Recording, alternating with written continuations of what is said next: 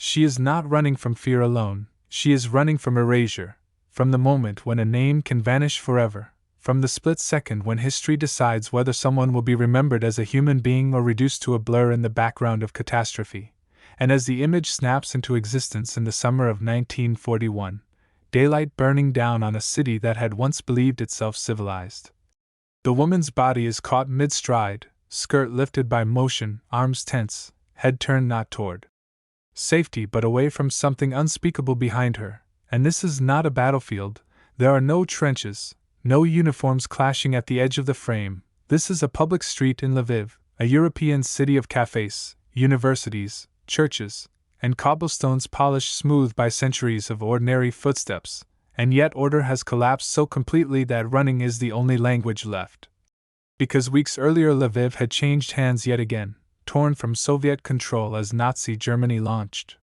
Operation Barbarossa, and with the Wehrmacht came not only soldiers but a violent vacuum, a space where rumor hardened into accusation and neighbors turned into executioners, because the retreating Soviet NKVD had left behind prisons filled with mutilated corpses of political prisoners, and into this horror stepped Nazi propaganda, whispering and then shouting that Jews were to blame, that vengeance was righteous, that violence was permitted, even encouraged, and in that moment the rules that govern human behavior cracked like thin ice, and crowds gathered not in secret but openly, in daylight, armed with sticks, stones, iron bars, whatever could be carried in the hand. Before we continue, if you enjoy carefully researched history and true stories from the past, consider subscribing to the channel. It helps keep these stories alive. Now let's continue. And what followed would be called the Lviv pogroms, though the word pogrom feels too small, too neat, too distant to describe what happened when civilians were beaten to death in the streets, when women were dragged by their hair, when people were forced to scrub pavement with their bare hands while being kicked and laughed at, when humiliation became a form of entertainment and murder became communal theater. And the woman in the photograph runs through this nightmare not knowing she will be frozen forever in a fraction of a second, not knowing that her face will be studied decades later by people who will never learn her name, her age, the sound of her voice, or whether she survived the next corner, because anonymity is one of the Holocaust's cruelest weapons, erasing individuality even as bodies fall, and this image exists only because someone, somewhere, lifted a camera at exactly the wrong and right moment, capturing chaos not as history books like to frame it but as it actually unfolds, messy, sudden, without warning, without narrative clarity. And the blur is not a technical failure but the visual language of terror itself, motion overtaking focus, fear overpowering composition, and behind her the crowd closes in, faces twisted not with strategic calculation but with something far more disturbing, a sense of permission. Because once the Nazis entered Lviv they did not need to issue explicit orders to every civilian, they understood the power of suggestion, of accusation, of unleashing long-simmering resentments, and Ukrainian auxiliary militias, local collaborators, and ordinary citizens all became participants in violence that was framed as spontaneous but carefully encouraged, and for Jewish families the ground disappeared beneath their feet almost overnight, one day neighbors, the next day prey. And there was no safe direction anymore because danger did not wear a single uniform, it wore familiar faces, and the woman runs past buildings that had stood long before her and would stand long after her, stone walls indifferent to human suffering, windows that may have been shuttered not from ignorance but from choice, because silence itself can become a weapon, and while history would later measure these events in numbers, thousands murdered, tens of thousands humiliated, deported, erased, this photograph refuses to let us see numbers, it forces us to confront a single body in motion, a single life in jeopardy, and this is why such images matter. Because they resist abstraction, they deny us the comfort of distance, they remind us that genocide is not only planned in offices and implemented in camps but enacted on streets, in moments, by hands that choose to strike or to turn away, and the woman's name was never recorded, perhaps because she never survived long enough to give testimony, perhaps because survival itself did not guarantee remembrance, because after the violence subsided, after the streets were washed and life resumed a semblance of routine, the machinery of extermination continued with even greater efficiency, ghettos established, deportations organized, mass shootings carried out in forests and ravines like Janoska and later Belzec. And the woman in the photograph becomes a ghost trapped between two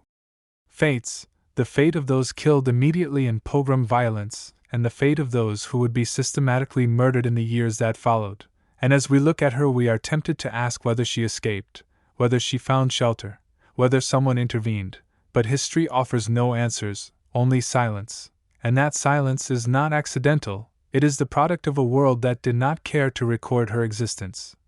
Because to record is to acknowledge humanity, and humanity was precisely what Nazi ideology sought to strip away, replacing individuals with categories, names with labels, neighbors with enemies. And the photograph stands as a challenge to that erasure, a stubborn fragment of truth that refuses to disappear, because even in its blur it tells us something precise and devastating, that civilization can collapse in broad daylight. That streets designed for commerce and conversation can become corridors of death, and that once hatred is normalized, escape becomes a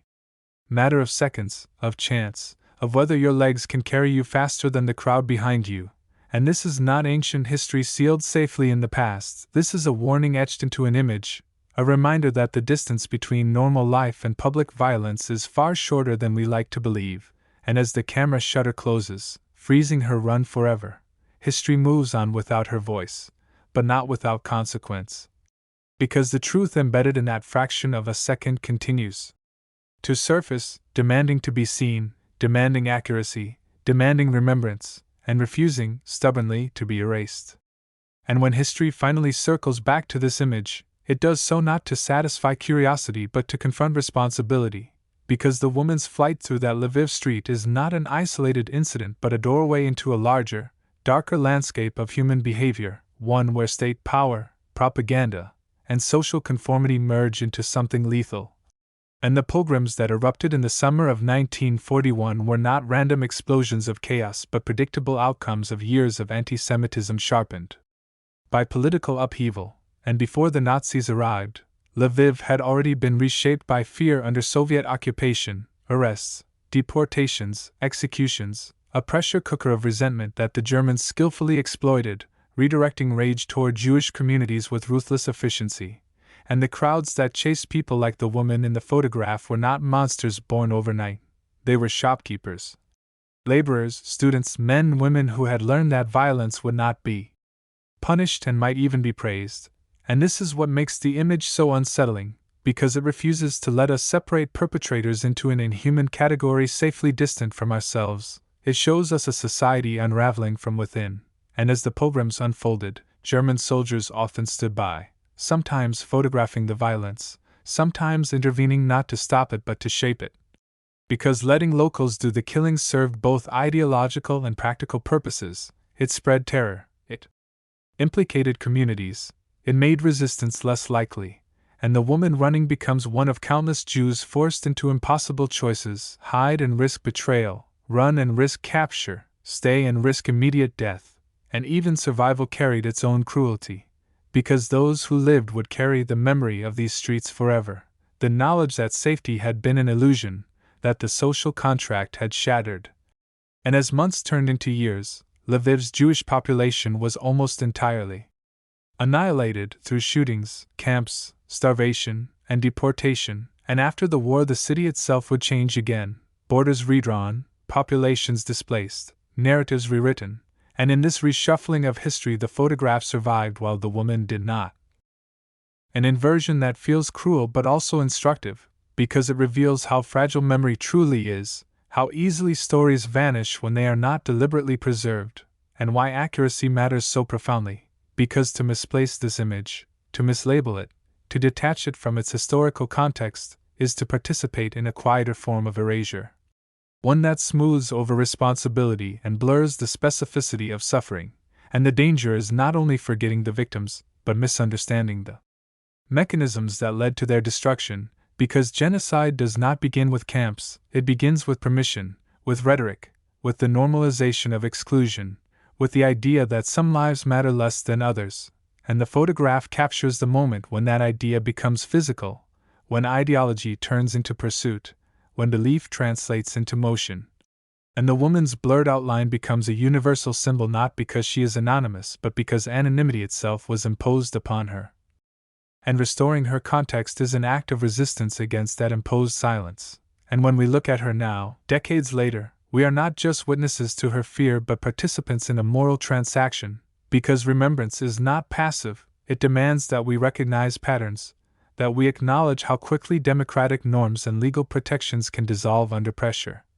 How easily neighbors can be mobilized against neighbors, and how violence thrives when it is framed as justified,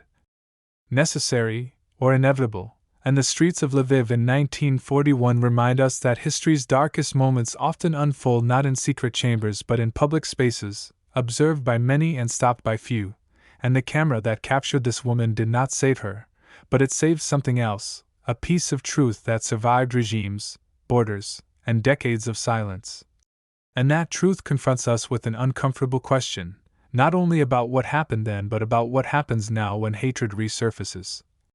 When facts are distorted, when dehumanization is disguised as politics or tradition, and the woman running through that frame becomes a mirror held up to every generation that follows, asking whether we will recognize the warning signs or look away, whether we will defend accuracy or allow distortion to pave the way for denial. And history, finally catching up, does not offer closure or comfort, it offers responsibility.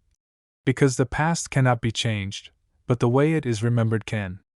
determine whether its lessons endure or disappear. And as long as this image is seen and understood in its full, brutal context, the woman has not been completely erased. Her motion continues, her urgency persists, and her silent demand echoes forward through time, insisting that we look closely, remember precisely, and never forget how quickly a normal street can become a place with nowhere left to turn.